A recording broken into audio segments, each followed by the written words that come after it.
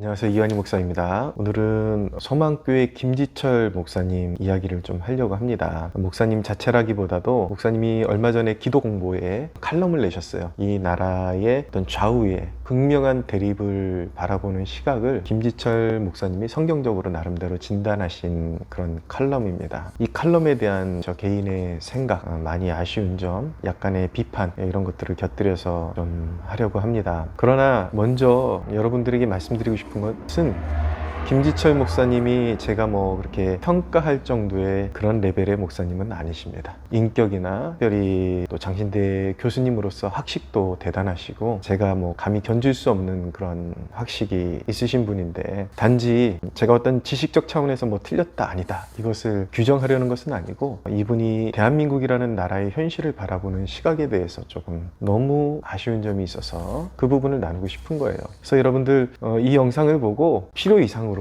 김지철 목사님에게 그런 악감정을 품지 않게 되기를 바랍니다. 그런 걸 바라고 제가 이런 영상을 찍는 것이 아니에요. 한국교회 목사님들의 어떤 평균적인 대체적인 상황을 잘 보여주는 것 같아서 그 부분 때문에 제가 나누려고 하는 것이죠. 제가 제 영상에 댓글을 막아놓는 이유도, 댓글을 열어놓으면 일단 말도 안 되는 그런 피곤한 댓글을 갖다 붙여놓고, 어떤 분들은 이제 저를 편들어준다라는 입장에서 불필요할 정도로 대상을 모욕을 주고 필요 없는 그런 인신 공격을 해대는 사람들이 있거든요. 그런 불필요한 것들을 이제 남겨놓지 않기 위해서 댓글은 막아놓고 있습니다. 김지철 목사님이 기고하신 글을 좀 전체를 바라볼 시간은 없고 핵심이 되는 부분만 좀 읽어보겠습니다. 예수님은 중간이 아닌 중심에 계셨다. 예수님은 단지 좌와 우 사이에 중간에 계신 분이 아니라 그 모든 것을 포괄하고 넘어서는 중심에 서 계신 분이었다. 그 중심은 단순히 타협적인 공간이 아니다. 오히려 더 높은 기준에서 좌와 우를 품고 재조정하는 자리다. 예수님은 하늘과 땅 사이의 경계선을 오고 가신 브릿지이셨다. 신성과 인성, 절대와 상대, 초월과 구체적 삶 사이를 잇는 중심이셨다. 그분은 스스로 하나님이시면서 사람이셨고 거룩한 분이시면서도 죄인의 친구가 되셨다. 그렇기에 좌와 우, 보수와 진보라는 이념의 언어로 그분을 온전히 규정하기란 불가능하다.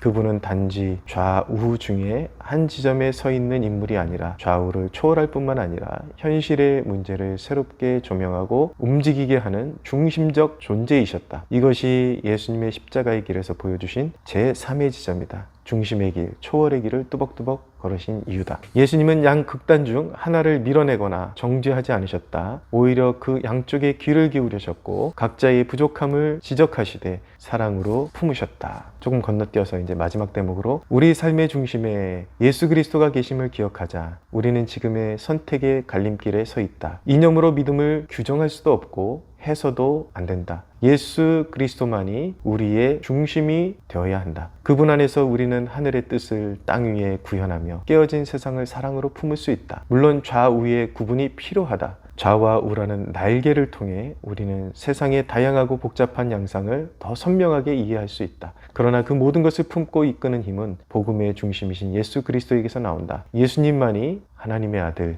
우리 땅이 겪고 있는 삶의 문제에 대한 진짜 대답이기 때문이다. 그분이 생명, 그분이 진리, 그분이 용서, 그분이 치유, 그분이 평화, 그분이 진정한 권위이다. 다른 것을 외치는 것은 거짓이요 가짜이다. 이제 우리 모두가 다시 그 중심에 서야 할 때이다. 하늘과 땅을 잇고 좌와 우를 품는 예수님의 길을 묵묵히 그리고 담대하게 함께 걷는 사람들, 그들이 바로 우리 그리스도인이 아닌가.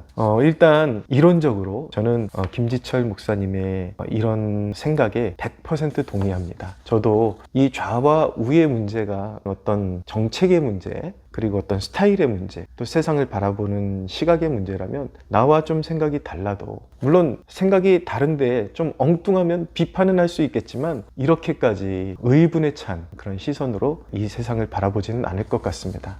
이런 시각으로 바라보게 되는 이유가, 말 그대로 한국교회 목사님들의 전반적인 그런 시선이 지금 작금의 이 대한민국의 문제를 말 그대로 그냥 이념의 차이, 스타일의 차이, 그리고 생활 방식의 차이, 정책의 차이, 이런 것들로 바라보시는 것 같아요. 그러니까 당연히 그냥 서로 좋은 게 좋은 거 아닌가, 아니면 우리는 좌우를 초월하는 그런 위치에 있기 때문에 이런데 흔들려서는 안 되고 충동적으로 빨려다녀서는 안 되고 반드시 중심에서 좌우를 연결해주는 되는 역할을 해야 한다라고 그렇게 바라보게 되는 것 같아요. 일단은 복음이 어떤 좌우의 이념을 초월하는 위치에 있다라는 것, 전반적으로 어떤 논지에 있어서 이론에 있어서는 김지철 목사님의 이런 생각을 존중하고 그리고 제가 가진 생각과 100% 일치한다라고 그렇게 생각을 합니다. 근데 문제는 무엇이냐면 올바른 이론도 규정도 적용 대상을 잘못할 때가 있다라는 겁니다. 일례로 욥기를 보시면 제가 요즘 욥기를 읽으면서 많은 은혜를 받았는데 예전보다 더 선명하게 보이는 지점이 있었습니다. 욥의 세 친구들의 주장이 하나하나 뜯어놓고 보면 성경의 원리에서 틀리지 않습니다. 그러나 그들은 적용 대상을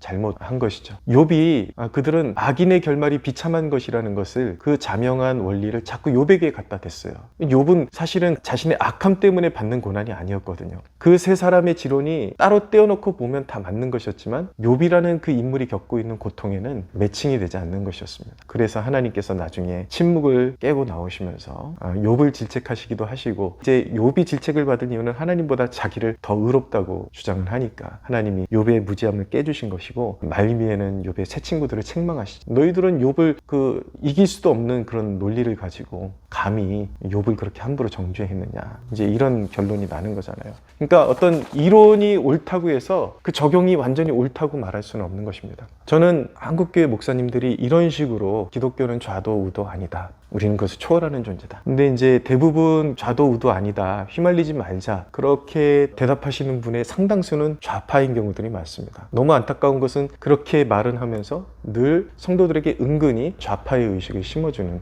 그런 경우들이 너무 많아요. 그렇지만 어쨌든 목사님 의견에 동의는 하지만 저는 목사님들이 상당수의 분들이 지금 이 나라에서 일어나고 있는 그런 현실을 제대로 직시하고 있지 못하다라고 생각하고 있습니다. 만약에 이것이 정책의 문제라면, 예를 들어서 좌파가 주장하는 것이 그냥 복지의 문제, 좀 세금을 더 많이 과세하는 문제, 이런 문제라면, 어떤 정책의 문제라면 내가 동의를 할 수 없지만 상대방이 견제 차원에서 비판도 필요하겠지만, 만약에 권력을 가졌다면 일단은 하게 하고 부작용에 대한 책임을 지는 모습을 요구하면 되는 것이거든요. 근데 오늘날 지금 우리가 당면하고 있는 이 시대의 문제는 그렇지 않다라는 것입니다. 그런 문제가 아니라는 것이죠. 지금 우리가 사는 현실의 좌파들의 문제, 지금 민주당의 문제, 여러분 물론 생각이 다르다 그러면 싸우지 마, 우리는 그렇게 중재자의 역할을 하겠죠. 그런데 목사님들이 한번 생각해 보셔야 하는 것은 무엇이냐면, 좌든 우든 그 한쪽 진영이 서로 스타일이 다른, 또 생각이 다른 견지의 어떤 공약이나 정책을 두고 옥신각신하는 것이 아니라 한 진영 안에서 이루어지고 있는 일이 사회적 범죄, 분명히 이것은 사회적으로도 범죄가 되고 하나님 보시기에도 옳지 않은 죄악에 해당이 된다면, 우리 목사님들이 생각해 보셔야 되는 것이, 성도들이 생각이 다른 것 가지고 옥신각신하는 것과 특정한 성도들이 도둑질을 하거나 간음을 하거나 분명히 하나님께서 범죄라고 정해놓으신 것들에 대해서 범하고 있다면 분명히 거기에 대해서 그것은 죄악이라고 돌아서야 된다고 회개를 촉구하지 않겠습니까? 근데 국가적으로 일어나는 일이, 그 한 진영에서 일어나고 있는 일이 그러한 죄악에 해당되는 일이라면 그것은 좌도 그럴만하고 우도 그럴만하다는 것이 아니라 분명히 그 죄악에 대해서 소리를 내고 지적을 하고 돌아설 것을 촉구하고, 그것이 안 되면 그들이 정말 너무나도 악한 방향으로 가고 있다면 국민으로서 그것을 제재하고 어떤 방법을 통해서라도 그것을 막아서려고 노력을 해야 될 것입니다. 갈등의 지금 큰 원인이 무엇입니까? 지금 좌파들의 문제는 무엇입니까? 지금 진보라고 하는 좌파들, 특별히 민주당을 중심으로 해서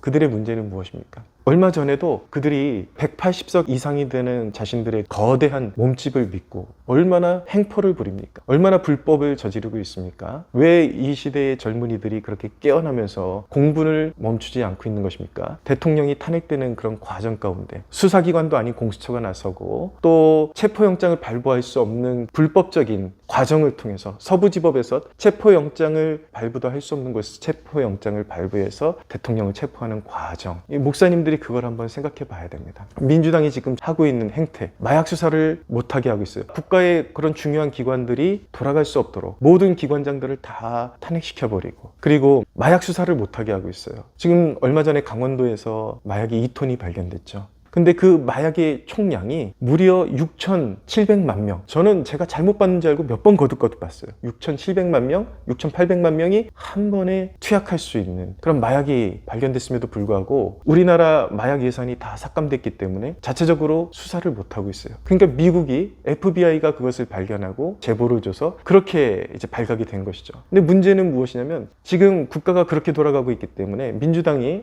좌파 세력들이 그렇게 정책을 쓰고 있기 때문에 모든 것을 막아놓고 정상적으로 국가가 돌아가는 것을 방해하고 있기 때문에 우려가 되는 것은 요번에 처음 발견된 것이 그 정도의 양이라면 얼마나 수많은 마약들이 우리나라를 지금 관통하고 있는가, 이 나라에 퍼지고 있는가. 저 길거리 가다가 저 귀가 의심될 정도예요. 청년들끼리 너 오늘 대마초 폈니? 나 얼마 전에 마약 이야기를 길거리에서 버젓이 하고 있습니다. 뉴스를 보십시오. 얼마나 마약이 지금 극성을 부리고 있습니까? 얼마나 마약이 이 땅의 젊은이들을 정말 영적인 어둠으로 몰아가고 있습니다. 그런데 어떻게 목사님들이 그것을 그냥 단순히 그냥 어떤 그냥 생각의 차이로 볼 수가 있나요? 너무나도 짙은 부정선거의 흔적들이 지금 너무나도 많이 남아 있습니다. 부정선거가 어느 정도 진행됐느냐 거기에는 옥신각신 말도 많지만 한 가지 확실한 건 이 나라가 선거제도가 도저히 신뢰가 가지 않을 정도로 선관위가 무너져 있다. 비리단체가 돼 있다. 그런 것을 이 좌파와 연대되어 있는 그런 법관들이 그걸 막아주고 있고 그것을 수사를 못하게 하고 있습니다. 온 나라가 무법천지가 되었습니다. 단순히 리버럴한 생각의 차이가 아니라 저 북한에 종속된 자들, 북한의 종노릇하는 자들, 중국의 머리를 조아리는 자들, 이 나라가 정말 얼마나 한심한 꼴이 되어가고 있습니까? 중국인들이 버젓이 우리나라의 기밀사항들, 국가 기밀사항이나 군사기지 같은 데를 버젓이 사진을 찍어가지고 계속 간첩질을 하고 있음에도 불구하고 간첩을 잡을 수가 없어요. 왜? 민주당이 그것을 방해하고 있기 때문인 것이죠. 수사를 못하게 해요. 이 나라가 정상입니까? 목사님들. 저 북한이 우리나라에 계속 해코지하기 위해서 오물풍선을 보내고 있는데 그것을 방어하기 위한 대책마저도 북한을 자극해서 오히려 전쟁을 일으킬 수 있는 소지를 주는 거라 그러면서 오히려 우리나라 군인들을 향해서 질책하고 그것이 전쟁을 유발하는 행위다 그러면서 우리나라를 자국 군인들을 오히려 질책하고 있는 그런 현실입니다. 이 나라가 정상으로 돌아가고 있습니까? 이 나라가 정상으로 보이십니까? 그것이 만약에 범죄에 해당되는 것이라면 우리가 진정으로 하나님의 말씀 앞에 서 있는 목회자라면 어떻게 해야 되겠습니까? 그것이 개인이든 국가든 잘못됐다라고 말하고 나라를 바로잡아 나가는 일에 앞장서야 하지 않겠습니까? 저는 김지철 목사님 같이 바라보는 시각의 이유가 목사님들이 너무 이렇게 보기 좋은 이론에만 머물러 계신 것은 아닌가, 좀 이 나라에서 진짜 어떤 일이 벌어지고 있는지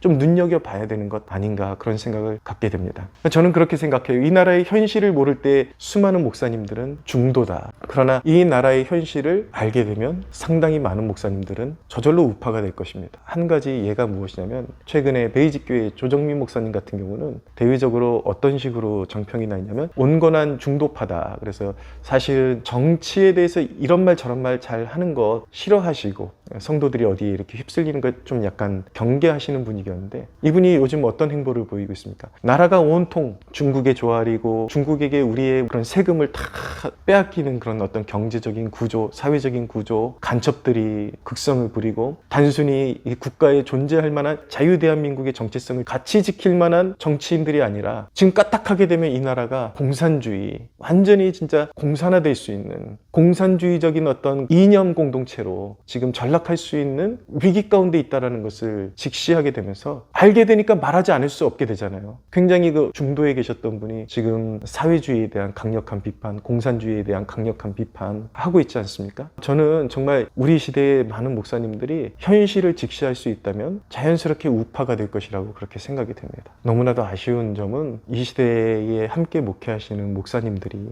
그래도 이렇게 막 심한 말이 나오다가도 목사님들 한 사람 한 사람을 이렇게 직접적으로 대면하면 그런 심한 말이 잘 나오질 않아요. 왜냐하면 정말 정상적인 목회자들이라면 너무나도 양들 사랑하고 자기 목회만큼은 하나님 앞에 성실하게 너무 잘하고 있기 때문인 것이죠. 그러나 그들의 그 진정성을 의심하는 것이 아니라 목사님들이 너무 이론 속에 갇혀 있는 듯한 이 너무 안타까움, 이 안타까운 현실에서 좀 벗어났으면 좋겠고 더 많은 목사님들이 이 나라의 현실을 깨닫고 깨어나기를 간절히 소원해 봅니다.